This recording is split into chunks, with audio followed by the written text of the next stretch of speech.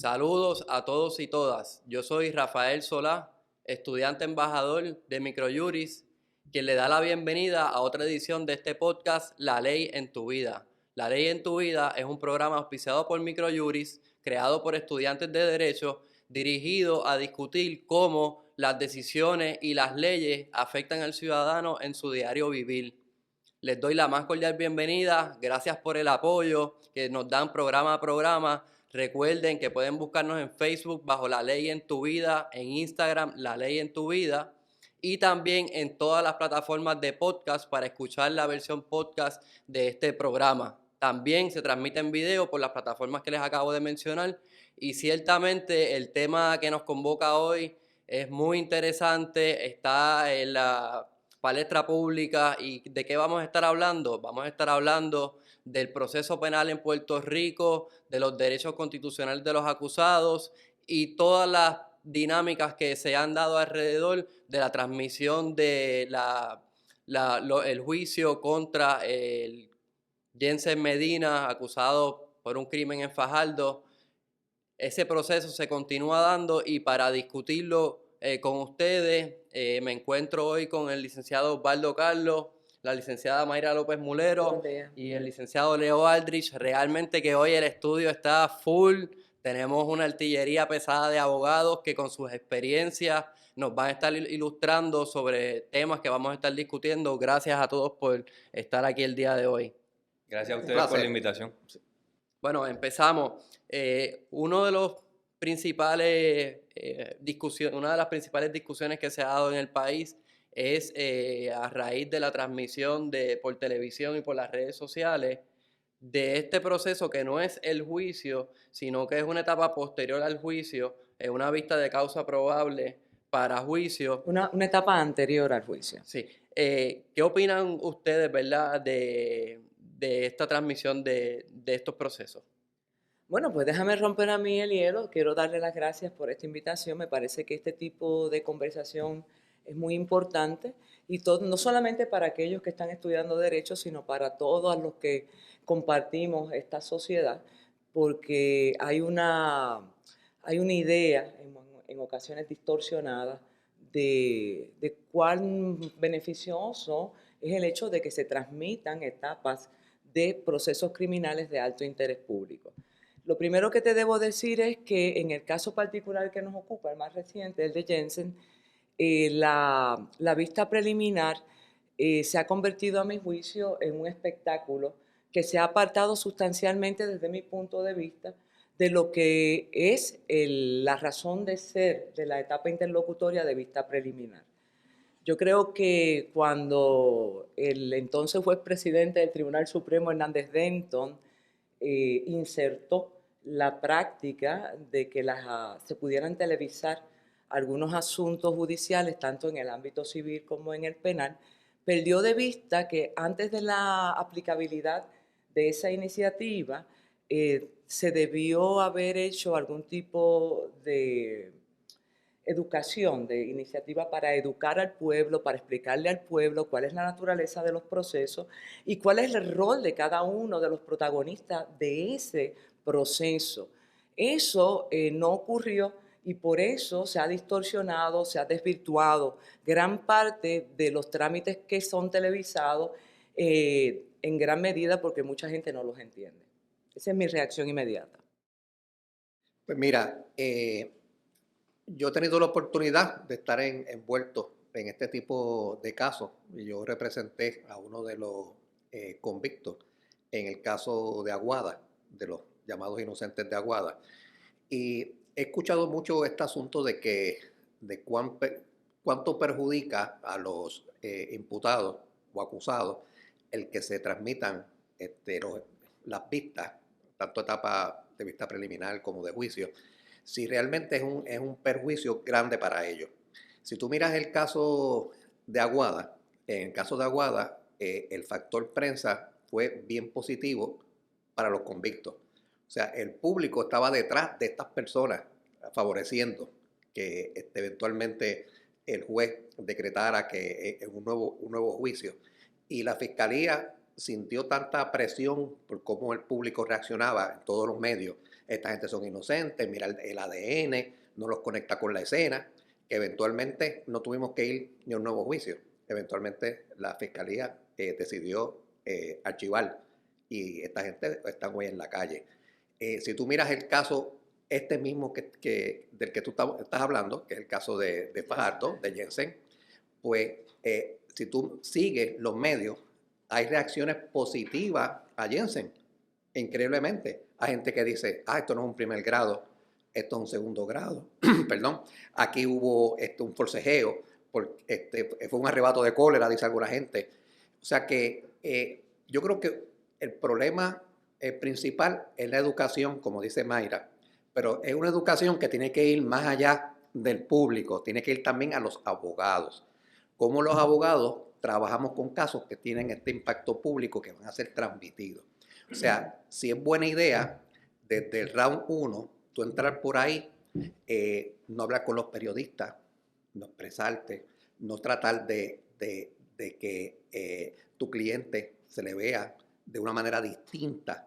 Yo creo que las escuelas de derecho en esta época tienen que tener cursos dedicados a esta situación. O sea, cómo entrenamos a los abogados de trabajar con casos que van a ser de impacto público, porque tú tienes que tener unas destrezas y las tienes que desarrollar. Y algunos lo hemos desarrollado, como el caso de los tres que estamos aquí, porque hemos estado en los medios y eso nos ha ayudado poco a poco a desarrollar unas destrezas que las escuelas de derecho no nos brindaron, porque en la época de nosotros era un tabú el tú hablar con la prensa.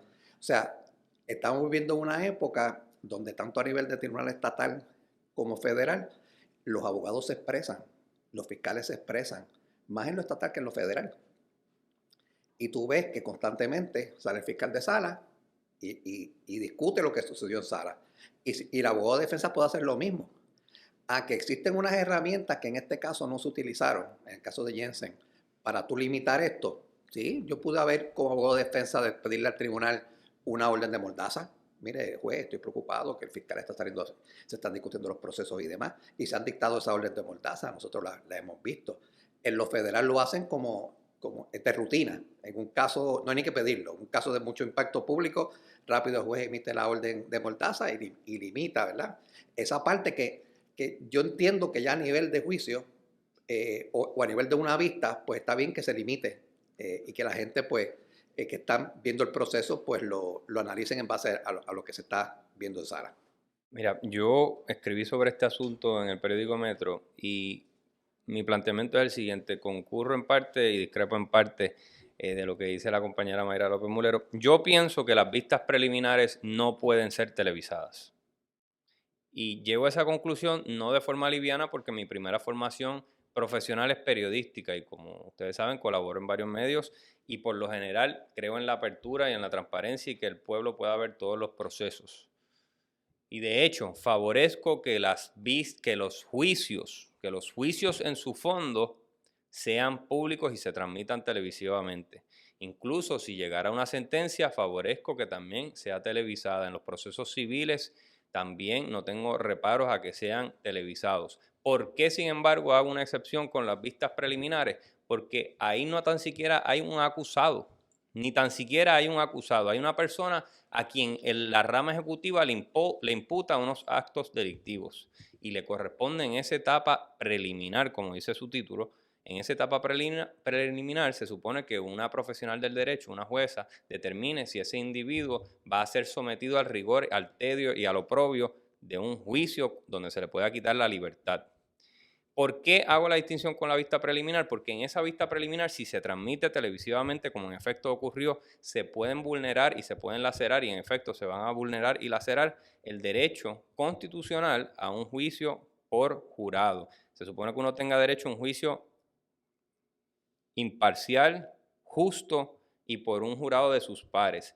¿Cómo, díganme ustedes, se va a conseguir un juicio justo de los pares de un jurado en el caso de Jensen, cuando todo el mundo desde sus salas, desde el cafetín, adjudicó si este dijo la verdad, si aquel se expresó bien, si el licenciado hizo las cosas bien, si el fiscal es un jaquetón, si tenía que buscar el bulto o no? Ya todo el mundo adjudicó o expresó escepticismo, y con ese ánimo prevenido, sea a favor de Jensen o sea en contra de Jensen, no importa para qué lado tire la cosa, se vulnera el derecho a un juicio justo e imparcial de un jurado de sus pares. Hay un contraargumento que dice, oye Leo, toda la vida, lo que hace la transmisión televisiva es simplemente ampliar mediante la tecnología lo que ya de por sí es público. Y es verdad.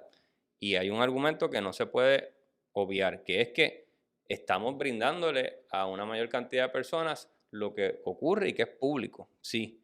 Pero si vamos a aceptar ese argumento, que no es inválido, es un argumento válido. Yo no lo comparto, no soy de esa escuela, pero si vamos a aceptar ese argumento de que simplemente estamos ampliando el acceso de algo que ya es público, pues entonces vamos a hacerlo de verdad, que sea una reproducción fiel y exacta de si uno va a la sala judicial de Fajardo y se sienta allí. Si uno va a la sala judicial de Fajardo y se sienta allí, uno va a ver a la jueza y uno va a ver al testigo. Y esos son factores importantes en uno hacer una composición de tiempo, lugar y espacio. Más aún, me parece, y esto es una crítica a la rama judicial y la hago usando los micrófonos de Microjuris, ¿cómo es posible que la rama judicial, la judicatura, autorice la grabación, la transmisión televisiva de un proceso y se excluya a sí mismo?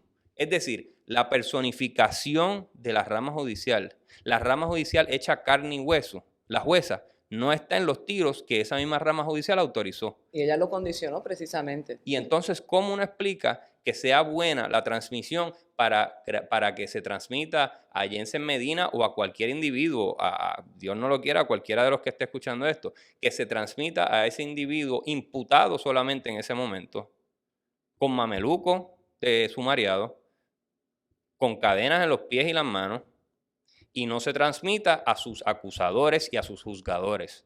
Lo que no es igual, no es ventaja. Yo no creo que se deba transmitir las vistas preliminares por televisión, pero si se va a hacer, que se haga bien. Yo quiero reaccionar, si me permites, un momento, porque aquí hay dos cosas bien importantes. Lo que dice Osvaldo Carlos, en términos de la importancia, ¿verdad?, de que se puedan estar transmitiendo, no solamente en etapa de vista preliminar, tuvimos el precedente con Wanda Vázquez, que es la actual gobernadora, que se transmitió la regla 6. Pero yo quiero poner esto en perspectiva, porque me parece que es bien importante. Lo primero que tenemos que establecer es que nuestro ordenamiento jurídico y el de Estados Unidos permiten y consignan y consagran que los juicios son públicos. Por lo tanto, si usted quiere estar allí y no tiene nada que hacer en su casa, usted entra a una sala y esos son los famosos jurados de pasillo que acostumbran y se entretienen viendo los casos penales. Eso es una cosa distinta al tema mediático. El tema mediático en nuestra sociedad se ha convertido en el circo romano. Y en ese circo romano se activan dos juicios paralelos. Una cosa es el proceso judicial en la etapa en que se encuentre, y otra cosa es lo que describía, en el caso de Osvaldo, lo que él describía en la experiencia de la reina de los inocentes allá en Aguadilla. Mira, la situación es interesante. Cuando una persona alega en la materia, no conoce los conceptos, se los inventa y puede estar llevando una percepción que no se ajusta a los parámetros y a los principios del derecho. Es decir, una cosa es lo que ocurre en sala desde la óptica de las doctrinas vigentes y otro es la percepción que pueda tener la gente. Es decir, yo puedo perfectamente hablar de presunción de inocencia, pero ya de entrada estoy contaminado porque me identifico de una manera pasional con la víctima, pobre mujer, y excluyo todo el trámite y adelanto un criterio. Eso no es transparencia, eso no es objetividad, eso no abona nada a lo que estamos aspirando de vamos a promover que la gente esté pendiente de los asuntos judiciales que en última instancia afectan y es el lugar donde se dilucidan las controversias. Ese juicio mediático paralelo es un juicio que puede dañar, que puede contaminar la pureza del proceso que se da en los tribunales. Y los jueces no lo están manejando correctamente, ni la rama judicial lo está manejando correctamente, socolor de que queremos que el país esté informado. Pues mire, yo les digo a ustedes que en la mayoría de las instancias que yo he visto desde que se implementó inicialmente como un proyecto piloto la transmisión de los procesos, hay una carencia de pureza, hay una carencia de explicación y lo que impera es el criterio que pueda tener el espectador, que es un espectador no informado y que adelanta y promueve la desinformación. El resultado es totalmente opuesto a lo que se quería promover en su origen. Así que eso es bien importante señalarlo y además pienso que independientemente de cuál sea la etapa procesal que se pretenda transmitir, los factores que activan esa excepción de llevar las cámaras a sala no pueden no pueden estar condicionadas. En eso estoy totalmente de acuerdo con Leo. No entiendo ni me parece adecuado y mucho menos ni se explicó por qué la jueza no quiere estar en los tiros. Pues mira, te digo, Leo, que eso fue una petición que hizo la jueza, ¿sabes? La jueza dijo, yo no tengo problema en asumir esta encomienda, pero yo no quiero salir en cámara. Pues lo mismo podría hacer la defensa y la fiscalía. Claro. Y entonces tendríamos... Yo tengo un comentario. Antes que Sí, tú entres dale. comentario, para abonar una información que yo creo que va a ayudar a los amigos que nos están escuchando a entender el tema y establecer cuál es su juicio. Primero, en la esfera federal, desde abajo, de los tribunales de distrito hasta el Tribunal Supremo de los Estados Unidos, no se permiten ni cámaras ni videos dentro de salas. O sea que esto solamente tú lo vas a ver en los procesos estatales, donde el Tribunal Supremo de Estados Unidos ha dejado libre a los Como el caso de O.J. Simpson. correcto, pero no lo vas a ver, nunca vas a ver al Tribunal Supremo de los Estados Unidos en acción, a un abogado argumentando ante el Tribunal Supremo, porque eso no existe. En Puerto Rico tuvimos una época donde las vistas preliminares eran cerradas, donde no se permitía el acceso a las vistas preliminares. Antes del caso del vocero. Antes de que el Y vocero la radicara un casuística caso. es la que permite eso. Exacto, y se abrió De entonces hecho, la puerta. y disculpa que te interrumpa, casuística a nivel federal.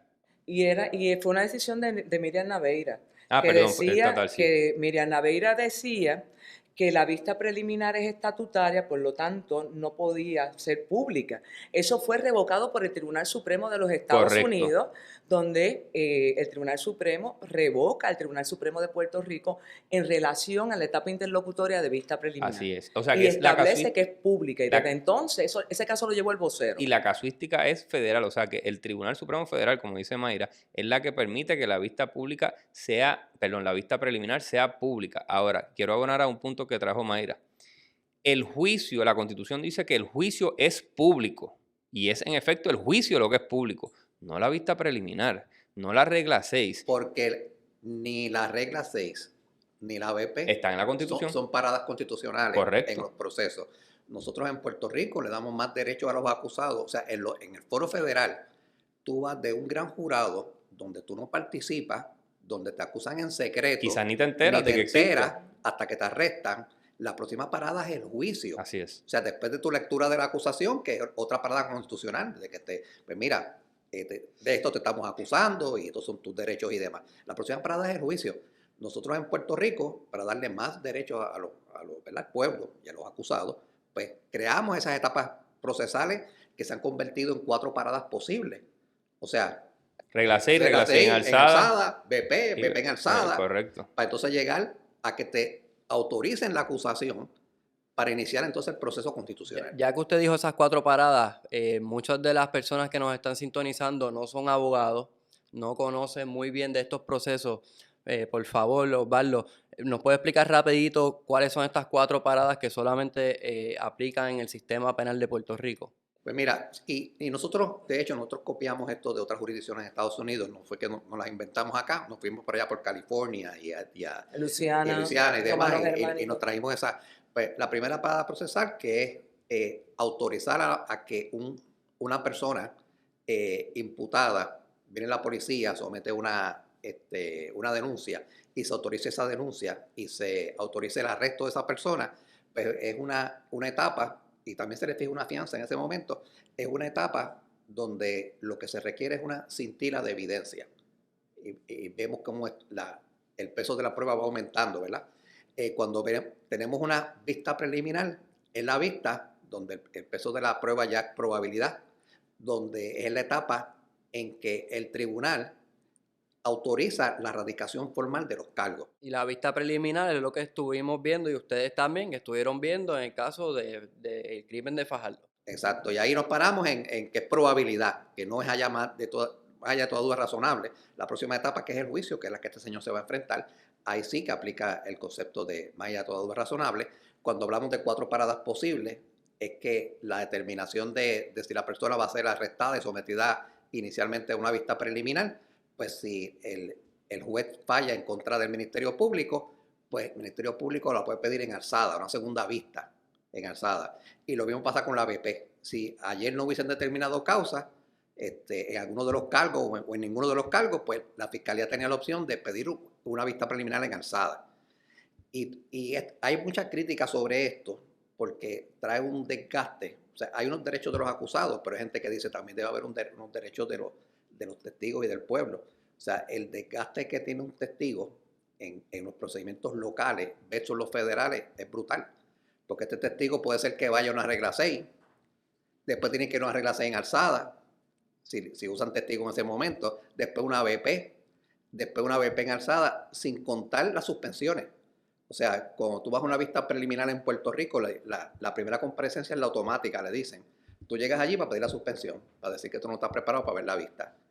Y en mi experiencia como abogado de defensa, he tenido testigos del gobierno que se me acercan a decirme, licenciado, a mí me escalaron mi oficina, me llevaron $2,000 en equipo y yo he perdido aquí $10,000 en comparecencia, con todas las 12 suspensiones que he tenido aquí antes de llegar a...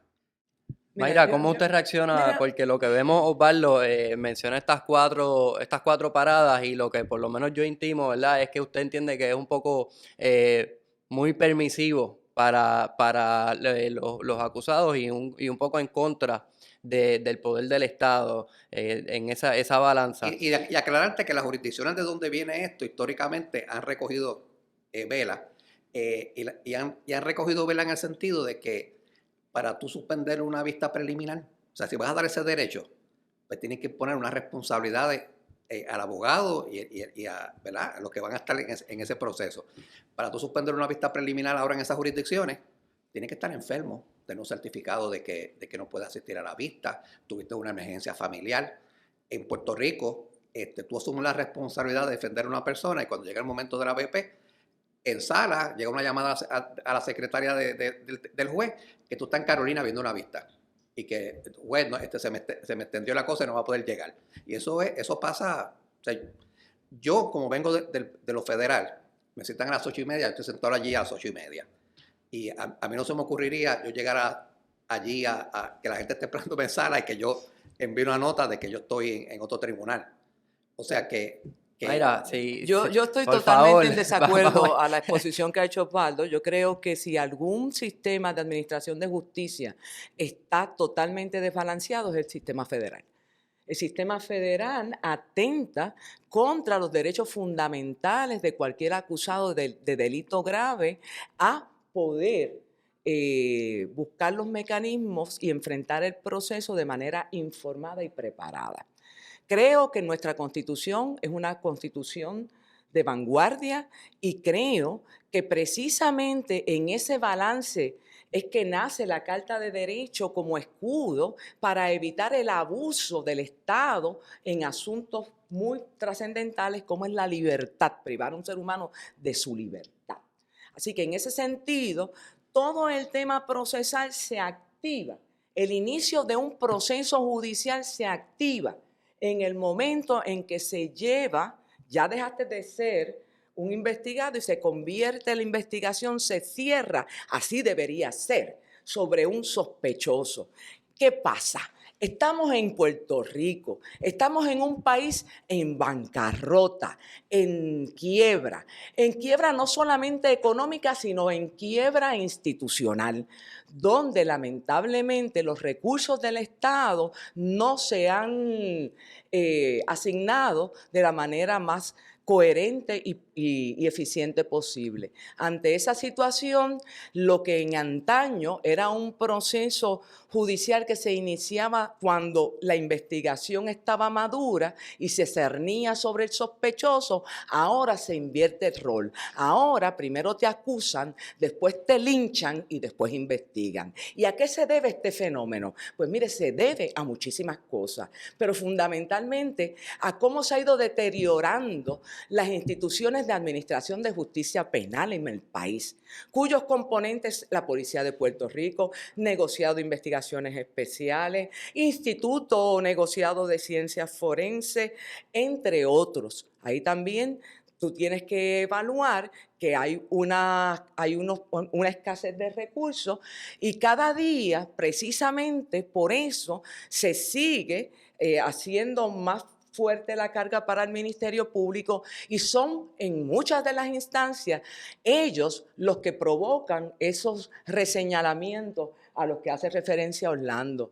No se trata de que la primera sea la automática, se trata de que radicaste un caso sin contar con la evidencia científica porque todavía no se han emitido los informes en ciencia forense y tienes que esperar 9 meses, un año, año y medio para poder confirmar o corroborar o traer evidencia independiente que le dé credibilidad o garantías externas de confiabilidad a lo que se está presentando a nivel de BP con el quantum de prueba que ya ha explicado el licenciado Osvaldo Carlos. Así que mucho cuidado con ese tipo de cosas. Yo creo, y con esto termino, evidentemente en el caso particular del sistema federal en Puerto Rico, que también lo conocí, y veo cómo esa estructura, esa institución, sobre todo en la colonia, porque aquí pasan cosas que no pasarían en ningún estado de los Estados Unidos. En la colonia lo que se hace es que se lleva al imputado a un sistema donde no le dan la más mínima oportunidad y que se convierte en un paredón de fusilamiento con algunas contadísimas excepciones. Mira, este debate entre Osvaldo y Mayra me permite a mí hilvanar otras cosas importantes. Me parece, yo fui defensor público en New York, estatal, y conozco bien el sistema estatal de Nueva York, el sistema estatal de Puerto Rico y el sistema federal. La gran diferencia que quizás da pie a este debate que han tenido Mayra y Osvaldo es que, como bien señaló Mayra, muchas veces el Ministerio Público a nivel estatal no está preparado, quizás por falta de recursos, quizás por una serie de factores que no vamos a entrar en ellos, pero muchas veces las suspensiones se dan porque uno, abogado defensor, llega allí listo para ver el procedimiento y, como dicen los fiscales, la prueba no ha llegado. Es decir, los policías no han llegado, las pruebas dactilares, las huellas dactilares que se examinaron no han llegado, la prueba forense de un examen de drogas en un laboratorio quizás no ha llegado, y la balística, una serie de cosas no están listas y se provoca una suspensión. El abogado pues no tiene remedio, ¿verdad? Pues si el abogado defensor está allí y el peso de la prueba, teniéndolo el Ministerio Público, no lo pueden presentar, pues ¿qué se va a hacer? Se va a suspender. A diferencia en lo federal, el caso lo están preparando a veces por 2 años, 3 años, y cuando radican ya tienen todo. Y obviamente uno dice, yo le he dicho a los jueces, juez, el compañero fiscal tuvo 3 años para prepararse para este caso, yo no puedo prepararme en 30 días para algo que él se preparó en 3 años. Yo también tengo que hacer una investigación, tengo que confrontar a mi cliente, tengo que confrontar posibles testigos de coartada, tengo que hacer un examen y una composición de tiempo, lugar y espacio. Así es que creo que eso es una diferencia fundamental que no es endémica de Puerto Rico. Muchos sistemas estatales son reactivos, te arrestan y luego empiezan a buscar la prueba. Y en ese proceso de buscar la prueba hay muchas suspensiones, contrario a lo federal, que muchas veces fueron 2, 3 años. No fue un caso esto es una nomenclatura importante. Los fiscales llaman, hay dos tipos de casos, el caso reactivo y el caso proactivo. El caso reactivo es que el policía estaba caminando por ahí y vio un delito cometerse, vio que se estaba traficando una droga, se estaba transfiriendo una droga de persona X a persona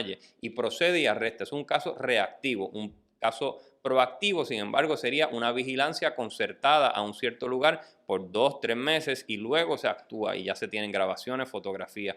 Y esos dos casos se van a tratar, naturalmente se va a tratar de forma distinta y las suspensiones van a ser distintas. Ahora, como esto en alguna medida está dirigido a estudiantes de Derecho, mi recomendación personal, aunque usted esté en la Conchinchina o en Puerto Rico o en Fajardo o en Cabo Rojo, en donde sea que usted está, usted llega preparado. Si no lo tienen en posición de estar preparado para hacer una efectiva representación legal, a lo cual tiene derecho cualquier persona bajo la sexta enmienda de la Constitución de Estados Unidos y su homóloga puertorriqueña, entonces usted tiene un deber de pedir una suspensión porque usted no está en posición en ese momento de darle ese derecho que se merece esa persona. Y solo ahí es que usted puede en buena fe pedir que mira, yo no estoy preparado y no le puedo dar una representación legal efectiva. De otra manera, usted vaya preparado a sala siempre, porque eso lo va a distinguir a usted de los demás. Mira si la situación es realmente importante, que se han enmendado las reglas de procedimiento criminal para atender esta situación. El caso de Crawford, por ejemplo, si yo soy la patóloga que hizo la autopsia, yo soy la que tengo que ir allí a declarar. ¿Qué hicieron? ¿Qué hicieron aquí los legisladores? Perdóname, Mayra, creo que ese es Meléndez, el caso de Meléndez. Y Crawford de Estados Unidos, sí, el Tribunal Supremo. Creo que Meléndez es el que dice que el forense que hizo la prueba es el que propiamente tiene que estar allí. Yo te puedo decir a ti que desde el punto de vista, y obviamente el caso de Crawford es el caso es el leading. Sí, sí. Pero indudablemente, si yo soy la patóloga que hizo la autopsia, yo no puedo, el informe no entra solo. Esa era la doctrina. No entra solo porque yo no puedo contrainterrogar un papel. Así que en ese sentido me tenías que traer al patólogo. Como la situación es que los patólogos no dan abasto, ¿se acuerdan cuando los almacenaban a los muertos después de María? Que a nadie le apestaba nada más que a algunas personas. Pues eso permitía, se enmienda la regla de procedimiento criminal para que en etapa de regla 23, que es la vista preliminar, se pueda satisfacer. Basta con el informe, no me traigas al patólogo, pues está trabajando mucho. ¿Por qué traigo esto? Yo traigo esto porque aquí la prisa es mala consejera. Y evidentemente, si hay gente que le molesta tener que ir 2 o 3 veces al tribunal por señalamientos atribuibles a una u otra parte, incluyendo inclusive al tribunal en ocasiones, pues mire, yo le tengo que decir a usted que de un mal el menos malo, porque la prisa es mala consejera. Y yo prefiero, si yo soy perjudicada en un caso, asegurarme que quien me represente esté en óptimas condiciones de representarme bien. Y yo prefiero esperar porque esa persona esté preparada óptimamente antes de que haga una chapucería en el tribunal que pueda ir en menoscabo de mis intereses, ya sea como víctima o como victimario.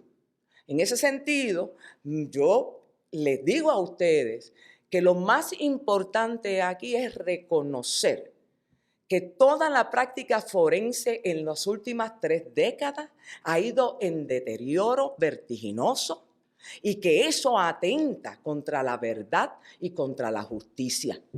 Y que es responsabilidad de todos los que formamos parte de este universo de juristas, independientemente de dónde nos desempeñemos, de devolverle a los sistemas de administración de justicia el sitial que tuvieron. Antes, ningún fiscal se atrevía a liquear información. Antes, ningún fiscal se atrevía a ocultar pruebas, ni a borrar pruebas exculpatorias. Antes, el decoro y el honor iban por encima de cualquier consideración. Y eso, créame usted, ahora, campea por su respeto y no abunda. Yo creo que con esta discusión hemos visto, digamos, unas dificultades de parte del Ministerio Público. Pero quiero entonces ahora brincar para lo que es el rol del abogado de defensa. hemos visto y de verdad que tenemos que utilizar este caso reciente de Fajardo como pie forzado para discutir unos temas que están implícitos en toda esta dinámica, y es el rol del abogado de defensa en las redes sociales. Y a causa de que esto se ha transmitido, ¿verdad? En las redes sociales ha habido muchos revuelos en torno a la figura de los abogados de defensa. ¿Por qué son tan incisivos? ¿Por qué siguen preguntando lo mismo de diferentes formas? ¿Por qué incluso no dejan que un testigo explique en un contrainterrogatorio? Y Osvaldo, le pregunto que usted, además de ser abogado de defensa, también anteriormente fue fiscal. Mayra también. Y Mayra también. Así que, ¿cuál es el rol del abogado de defensa en estos procesos penales? Mira, si vamos a hablar de los procesos penales como son hoy en día, ¿no? Que con la exposición mediática, y volviendo a lo que también mencionó Leo ahorita de si en la etapa de vista preliminar se debe permitir también los videos, las grabaciones en vivo. Pues mira, lo cierto es que después del caso del vocero, y por eso lo usé de pie hace un ratito, después del caso del vocero, tú ves que la prensa va a estar en sala. Eso no nos despinta a nadie. Yo no creo que hubiésemos tenido menos periodistas en sala si el caso no hubiese sido transmitido. Allí hubiese estado sentado todas las estaciones de televisión, todos los podcasts habidos y por haber, un representante de todos los periódicos, medios locales, a veces hasta extranjeros. Y nosotros hubiésemos estado enterándonos de lo que pasó en sala por medio de la visión de estas personas. No nosotros haciendo nuestro propio juicio de lo que ocurrió, cómo fue ese contrainterrogatorio, si fue efectivo o no fue. Y sabemos que a veces la prensa coge un caballito de que la cosa fue de qué manera, te lo van a interpretar todo el tiempo de esa manera, y tú que estás acá, que no tienes la opción de ver lo que está pasando en sala, pues el insumo de información es ese. Y lo vimos en el caso de Casella. Hubiese tenido Casella un juicio más justo e imparcial con una vista preliminar transmitida o no transmitida. Eso, a Casella, el asesinato de Casella público comenzó mucho antes de su arresto. Y eso, todo el proceso estuvo permeado de ese asunto. Por lo tanto, vamos al rol del abogado de defensa, que es lo que tú estás trayendo, cómo yo como abogado de defensa me enfrento a ese proceso y empieza, yo te diría, posiblemente antes de la acusación en los casos que son de mucho impacto público. No prometas nada, ni adelantes nada que no vas a poder deliver, que no vas a poder en su día poder demostrar. No digas, mi cliente es totalmente inocente, mi cliente no hizo nada, no estaba allí. Cuando tienes videos que lo van a poner en la escena, cuando tú tienes unos videos que captaron el momento de un asesinato, tienes que utilizar también las reglas a tu favor para tomar la determinación de yo quiero que este video, volviendo al caso de Fajardo, salga público antes del juicio. Yo quiero que la gente se entere de estos testimonios antes del juicio. ¿Cómo eso adelanta la causa de mi cliente? Yo como abogado de defensa de este señor, yo forzando la vista preliminar, o es interés del cliente mío el de yo salvaguardar todos esos intereses que estamos hablando, el yo renunciar a la vista a cambio de que la fiscalía me haga unas concesiones con el descubrimiento de pruebas. Ese es el primer análisis. Yo no estoy diciendo que el abogado debió haber renunciado o no haber renunciado. Lo que te digo es cómo yo me hubiese enfrentado al proceso. Quizás mi determinación hubiese sido, después de ver estos videos, yo no quiero vista preliminar. Voy a seguir defendiendo a mi cliente públicamente mientras el juez se lo permita a la fiscalía. Yo decir, miren, sí, hay unos videos, esos videos tienen unas interpretaciones que ustedes verán en juicio. Pero esas interpretaciones ya la gente las hizo en etapa de vista preliminar.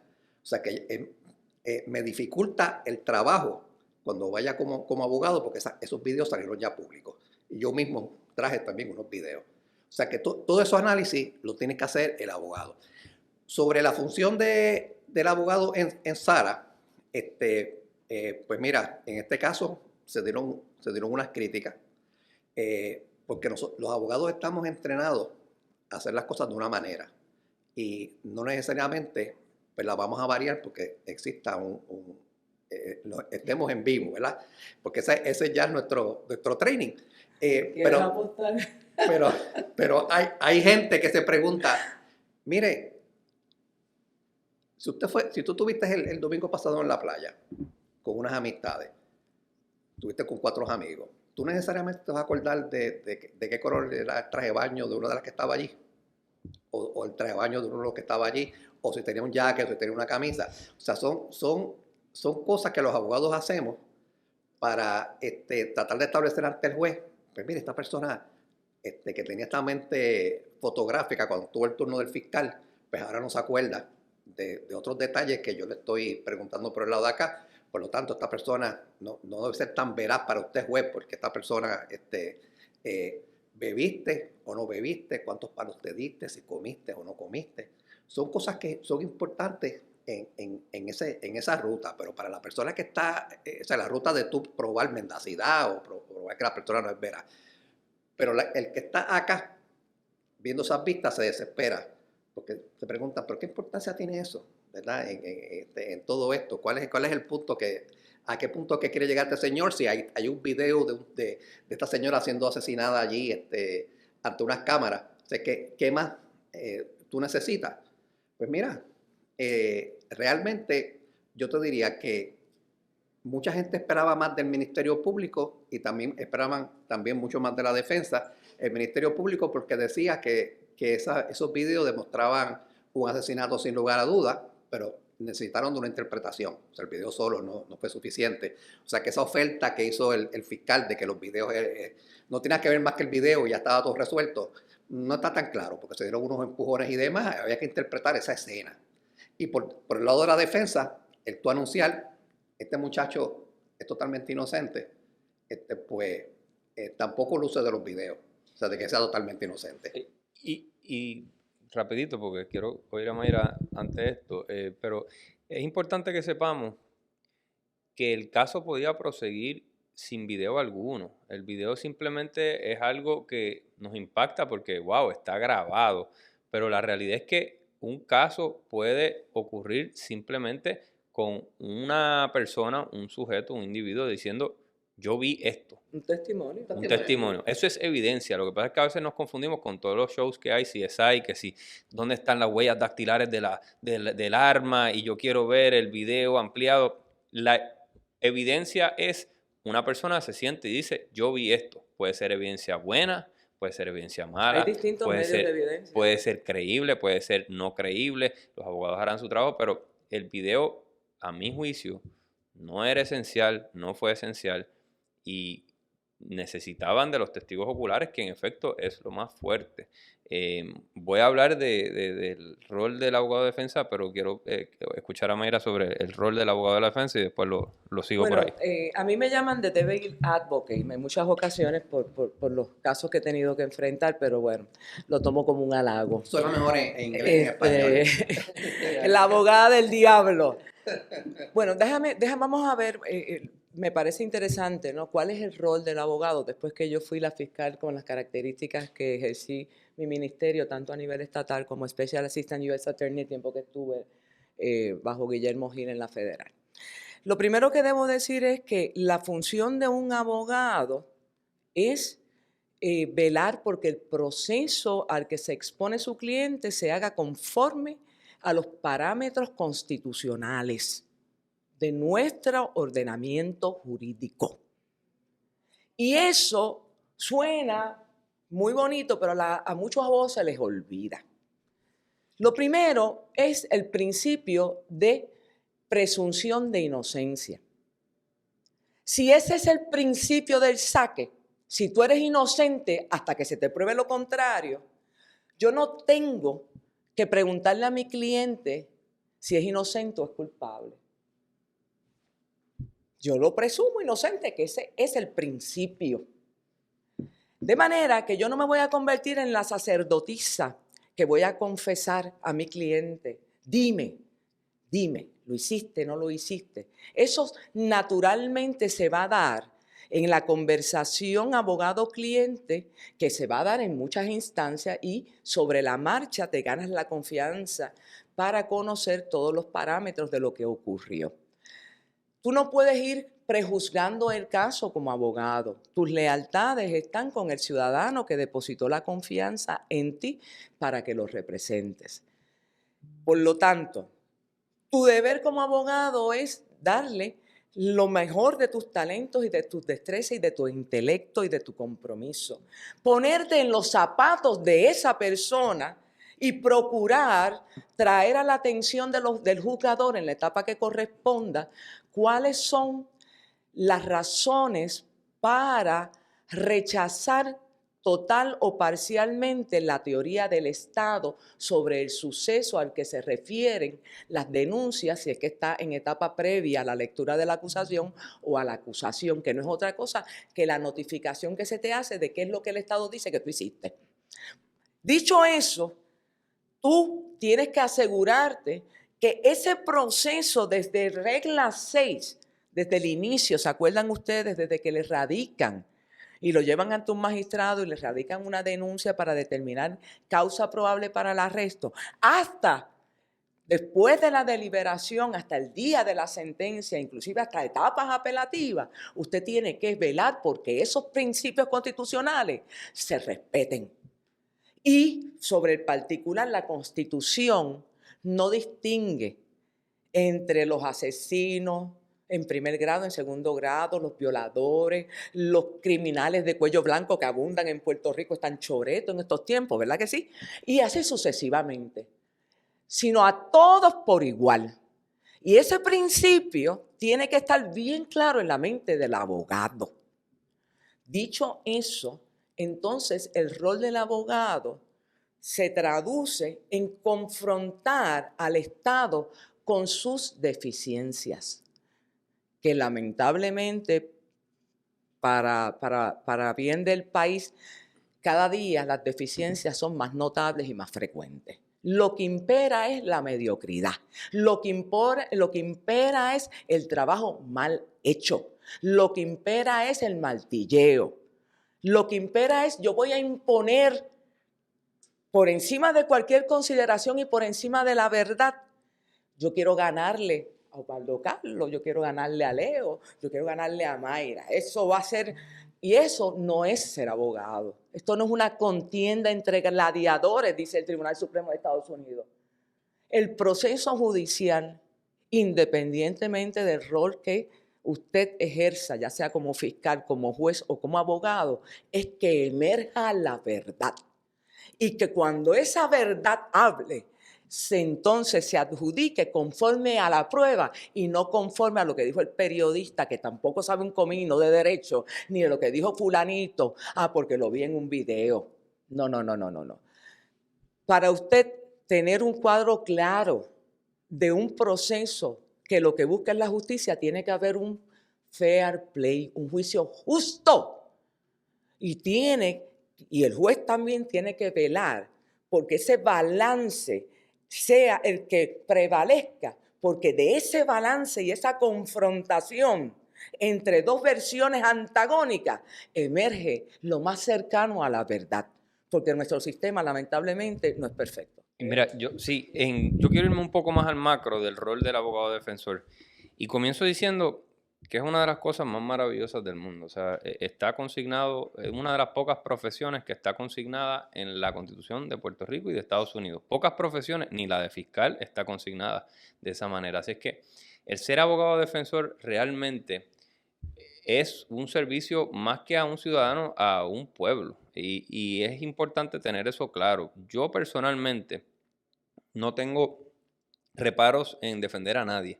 Defender a personas que hayan sido acusadas de ser pedófilos, de los crímenes más horribles, de pornografía infantil. No tengo ningún reparo. ¿Por qué? Porque puedo hacer como abogado, como profesional del derecho, hago la abstracción de que todo el mundo necesita y requiere representación legal hábil, capaz y que esté, como dice Mayra, a la mejor de sus capacidades y talentos y habilidades. Y uno se debe a esa persona y se debe a esa persona por encima de cualquier cosa, a los intereses de esa persona, porque uno no está velando por caer bien en ese momento o por el colectivo, uno está velando por los mejores intereses de esa persona. Y la gente que es profesional, los actores del sistema de justicia criminal, que son profesionales probados, entienden eso y lo respetan. Un juez va a saber que si el licenciado Leo Aldrich, Osvaldo Carlos, Mayra López Mulero están abogando apasionadamente, fogosamente por esa persona, lo están haciendo porque están haciendo su trabajo, están haciendo lo que tienen que hacer. El médico en la sala de emergencia, cuando llega una emergencia y una persona herida y está sufriendo y a punto de muerte, no le pregunta a ese paciente, oye, tú eres bueno, tú eres malo, yo no voy a intervenir porque yo creo que tú hiciste, porque el narcotráfico, yo creo que tú eras narcotraficante, yo creo que eso está mal para la sociedad. El médico, que es profesional, ejerce sus dotes y ayuda a esa persona en su capacidad. Después, si él tiene un problema de índole de que no es buena persona, él lo resolverá con otras personas en otro momento. Pero el médico tiene que poner a esa posición, tiene que poner a ese paciente en posición, tiene que mejorar a ese paciente, tiene que buscar velar por sus intereses. Ese es el trabajo, ese es el juramento que toman los médicos. Del mismo modo, los abogados tienen un juramento de defender los mejores intereses de la persona a quien uno le está sirviendo. Y dice el Colegio de Abogados que aun cuando esos intereses puedan ser aborrecidos por la sociedad como un todo, uno no va a relegar a alguien simplemente porque sea considerado por el pueblo como alguien que es una escoria o que abusa contra los niños o es un asesino. Aun si uno puede entender el argumento de la población en general, uno se debe, por el juramento que tomó, por la Constitución y por el deber profesional de uno de velar por los máximos intereses de esa persona. La Constitución es algo realmente magnífico y gracias a Dios lo que pasó el verano de este año nos permitió a todos conocerla un poco más. Y la Constitución tiene cosas que podemos favorecer y no favorecer, pero una de las cosas que está en la Constitución es que todo el mundo tiene un derecho constitucional a tener representación legal efectiva y adecuada. También tiene un derecho a un juicio justo e imparcial. Tienen un derecho a un juicio por jurado. Todos esos derechos que están consignados en la quinta y la sexta enmienda, así como en la 14ª enmienda, son fundamentales. Y lo que hace el abogado cuando está trabajando fogosamente a favor de esa persona, no es solamente estar trabajando fogosamente a favor de fulano de tal, cliente de fulano de tal, sino está trabajando fogosamente a favor de la Constitución, dándole vida a unas letras que están en un papel. Hay un papel que se llama Constitución y hay unas letras allí. La puesta en práctica de lo que dicen esas letras es realmente cuando uno se para ante el estrado y está luchando por esa persona que quizás ya ha sido considerada como alguien negativo para la sociedad. O sea que lo que dice Mayra de Devil's Advocate, medio en broma, medio en serio, es cierto, porque Nos demonizan. Porque sí, pero, o sea, la persona, hay un grado de, cuando yo represento a un pedófilo, a un narcotraficante, o una persona que está acusada de nada, uno evidentemente no simpatiza con las conductas que se alegan, uno simpatiza con los derechos que tiene esa persona y está abogando por los mejores intereses de esa persona, haciendo una abstracción de lo que puede pensar la gente, haciendo una abstracción de la conducta que se alega, porque uno puede aborrecer la conducta, dice, si nos vamos a términos religiosos, condena el pecado, no al pecador. Así es que eso es en gran medida, el rol del abogado defensor es ese, es velar por los intereses de un individuo, incluso por encima del colectivo, y eso es lo que nos distingue de otras sociedades. En otras sociedades no hay ese derecho constitucional a favor del individuo y el colectivo se traga al individuo. Así es que tenemos que tener mucho cuidado cuando demonicemos eso, porque estamos hablando de nuestro sistema de vida democrático en un gobierno como el que tenemos. Mira, yo tuve la oportunidad de ver un caso donde fui objeto de mucho ataque, que fue la masacre de Guaynabo, cuando yo defendía a Bosch Mulero, que decían que era pariente mío. Y a mí me dijeron que no me dijeron cosas que no puedo decir por aquí, porque se van a... Pero todo lo que usted se imagine y más, me dijeron a mí. En ese proceso fue bien interesante lo que ocurrió y ciertamente el desenlace y el lado extraordinariamente hermoso que tuvo eso en mi fuero interior como jurista, como abogada de defensa, eso no se transmitió por las cámaras. Cuando el joven sobreviviente me abrazó y su familia me abrazó y me dio las gracias por la manera en que había llevado el proceso y me distinguió, eso no fue captado por las cámaras porque eso no era noticia. Y ellos estaban allí. Y ese cuento se los voy a hacer yo en otro momento, porque tengo aquí unos compromisos con microjuris y vamos a verlo. Ahora, para mí es bien importante resaltar varias cosas.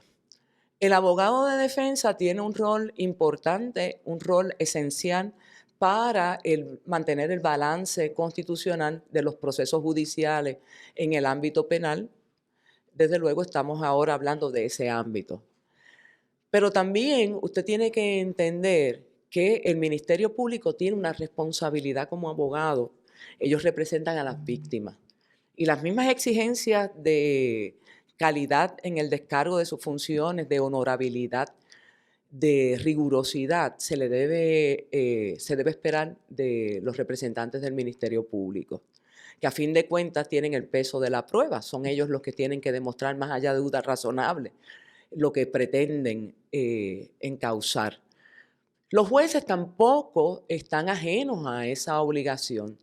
Y a mí me causa mucho malestar ver cómo en los últimos tiempos los jueces usurpan la función de los fiscales para hacerle el trabajo a los fiscales y se rompe ese balance porque se fomenta desde algunas escuelas judiciales que los jueces tienen que combatir el crimen y ayudar a los fiscales a pasarle rolo a los abogados de defensa. Pues mire, eso para mí es abominable.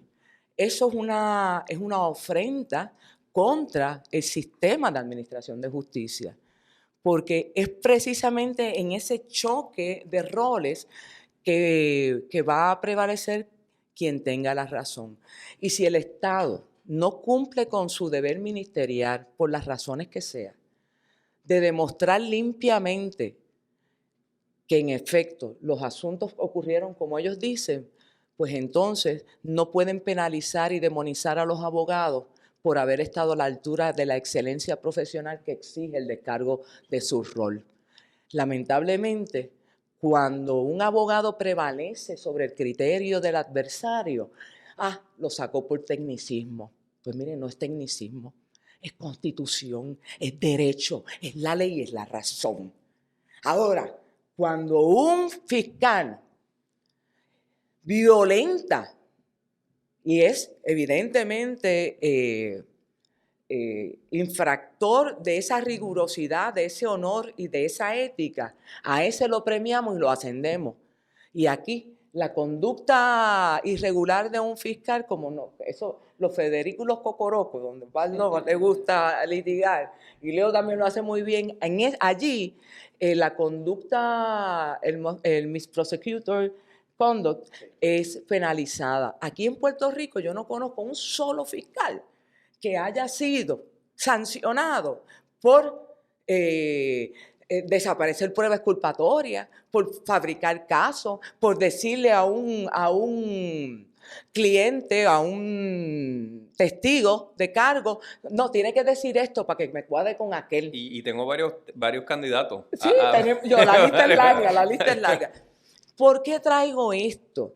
Porque todas esas cosas se constituyen en un velo que no le permite a usted ejercer inteligentemente su rol de juzgar.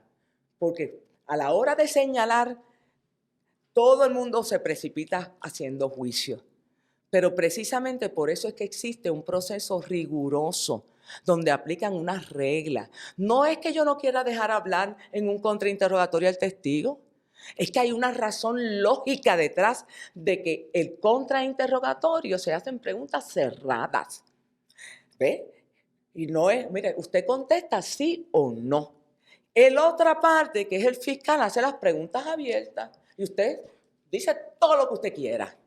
Ahora, en el caso del fiscal, del Cross, el abogado de defensa va a ir dirigido a establecer unos puntos cruciales en derecho que pueden hacer colapsar la teoría del Estado. Y yo no necesito que usted me explique. Si usted quiere explicar, el fiscal tiene otro turno al bate y él le pregunta y explíquele todo lo que usted quiera. Hay una lógica, hay una dialéctica que sostiene nuestro derecho probatorio, el derecho procesal. Y si hay un problema en la práctica forense que se ha desvirtuado la elegancia, el honor y el rigor, eso es atribuible a todos, jueces, fiscales y abogados. Así que vamos, si queremos hacer algo, vamos a hacerlo entendiendo que estamos litigando a nivel del betún. Y yo creo que con esa reflexión, ¿verdad? Ya podemos ir cerrando esto y mis amigos y mis amigas que nos sintonizan en este programa, el objetivo que queríamos lograr era discutir estos temas que han surgido a raíz de esta vista preliminar en Fajardo. Hemos visto el rol del abogado de defensa, hemos visto el rol y las problemáticas que surgen de parte del Ministerio Público y hemos analizado los pros y los contras de transmitir este tipo de procesos por la televisión y las redes sociales. En ese sentido, queremos darle las gracias a todos ustedes por su sintonía. Recuerden Rafa, comentar. se nos quedó la fianza, así que para la próxima. Sí, y yo anticipo, y creo que aquí vamos a estar todos de acuerdo, de que este tema se va a seguir discutiendo en los próximos meses. Anticipo un juicio un poco extenso en este juicio de Fajardo. Así que continuaremos la discusión. Mientras, recuerden compartir este video, comentarnos qué cosas les gustan, qué temas quisieran también escuchar y sobre todo mantenerse conectados con nosotros a través de Facebook e Instagram en La Ley en tu Vida. Ahí se hace disponible este video podcast y también en las plataformas de podcast en todas sus vertientes. Nos encuentran bajo La Ley en tu Vida. Yo soy Rafael Solá, les agradezco su sintonía y será hasta la próxima. Gracias a todos, a los panelistas, excelente, gracias por sacar de su tiempo, sobre todo para llevar un mensaje de educación, educativo, no tan solo sobre los procesos penales, sino los derechos que me cobijan a mí, les cobijan a ustedes y a ustedes también que están sintonizándonos. Será hasta la próxima. Muchas gracias por la sintonía. Gracias.